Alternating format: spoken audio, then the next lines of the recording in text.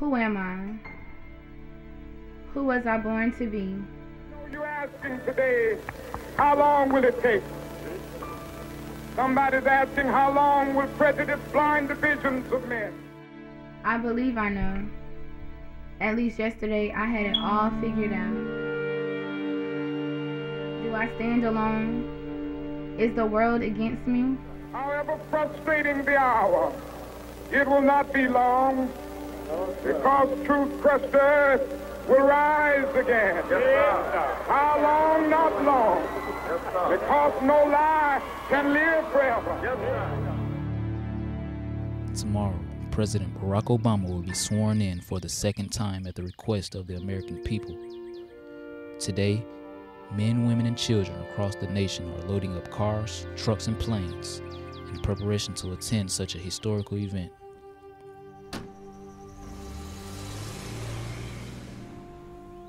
They all look to witness the becoming of a dream.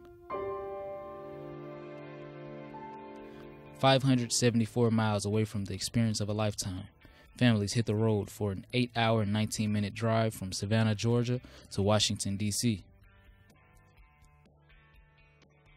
I believe the second inauguration had a major impact on my life. I was one of the individuals who wanted to see President Barack Obama, have a second chance at presidency. Emotionally, I was relieved that President Obama won.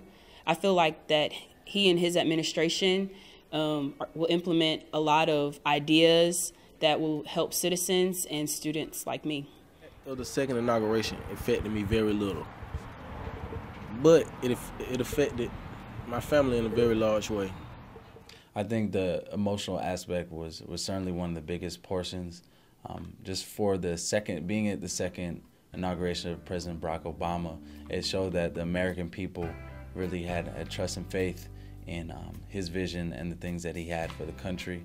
And just as an individual that does have a diverse background and a story, it served as really a representation of the people with dreams and what and how you go about making your dreams come true. Most of the reactions I heard were positive, being that I'm from the African American community. I've been usually 80% around the time in the African American setting, so most of the individuals I was around gave me positive feedback. Positive ones are probably that he could finish out what he was doing before when he was in office. Some of the reactions I've heard that are positive were that President Obama is the best president I've heard of, and a negative would have to be that it's taking too long for the things that he said to go through. Negative remarks I've heard are that he's not going to do good in the office this year. Of course, African American people as a whole were very proud of a black president. He's black, so the Caucasians will not really like him that much. A lot of people were not. Some minorities are happy to have an African American represent them. Others have their own issues and just aren't happy with them being in office. Especially younger African Americans, is that once President Obama was elected the first time around, his first inauguration came around, it was like, all right, well, I can sit back and relax and do my own thing. Like, I got a black president in office, and that certainly wasn't the mentality that should have been thought. Now, I'm not going to say that this was on everybody, but for that just shows it makes it more important that we push the issues of African Americans and push and keep on fighting for our interests in this country, but as well as the best interest for America. He has sounded forth the trumpet that shall never call retreat. The inauguration has the same level of importance as the first. The thing that stood out to me was that it was held on Martin Luther King Jr. Day. Martin Luther King helped the black blacks and... President Obama, he takes more of a helping everyone approach. I find it important that the inauguration was held on MLK Day. I feel that we'll look back at this day and say, whoa, this was the moment in history. Yes, I find it very significant that the second inauguration was held on MLK Day. I didn't find it significant that his inauguration was held on MLK. We get the shortest month out of the whole year as a black people, and they couldn't give us anything else but the Black History Month, but I appreciate it. Thank you. Martin Luther King worked for civil rights of African Americans in the community and just minorities in general. And I just personally feel that sometimes people get confused between a civil rights leader and the president. In the next 3 years, I see the American economy rising up out of this recession that we're dealing with today. I see some of the acts that Obama has put in place, and I see him working in today's community. I think about that sometimes, and well, presidents before Barack Obama dug this country into a very deep hole. You have to think about his upbringing, some of the things he said, some of the things he hasn't said, the things he's done, he hasn't done. I see the president's ultimate goal as helping all citizens as much as he possibly can, pushing women's rights, gay rights, and keeping peace with other countries. One of Obama's major goals that I feel that he is trying to achieve is he's trying to restore the middle class security.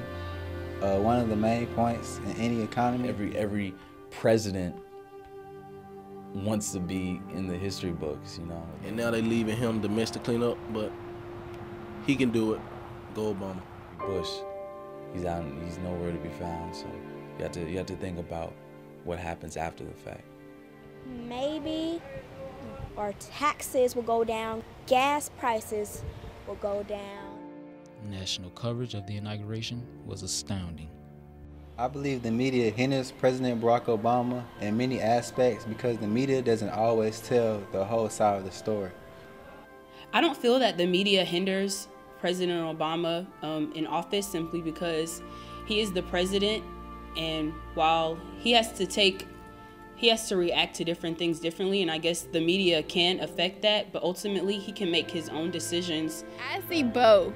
They forget where we were as a country when he first entered office, and we're very impatient as a people, and so is the media. Some media who's for Obama, they try to promote him and help him. Then you got those that are not with him and they want to hinder him and make, throw dirt on his name and make him look as bad as possible. Either way, somebody's gonna have something good to say and somebody's gonna have something bad to say. Everybody has their own opinion. So I think, the media, their job is to get a story. So the easiest story to get is that nothing's happening, nothing's being done. But I do think that his colleagues hinder him a lot, i.e. Congress. We have to do some serious social reform as a people. We see our priorities aren't really in where they need to be. Within the next couple years that he will be in office, it'll affect things like I said, rights for women. Ultimately, that will affect not only my life right now, but my life in the future as far as my career and raising a family and the type of environment that will create for the United States. I see the change taking place with equilibrium right now. As damaged as the economy is, it seems as we have a high class and a low class. There is no security within the middle class.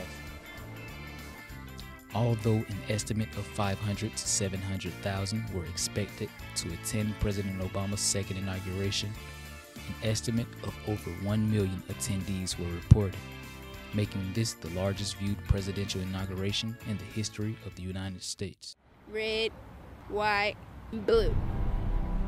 The immediate impact that President Obama being sworn into office would have on my life is simply continuing to help pay for my education.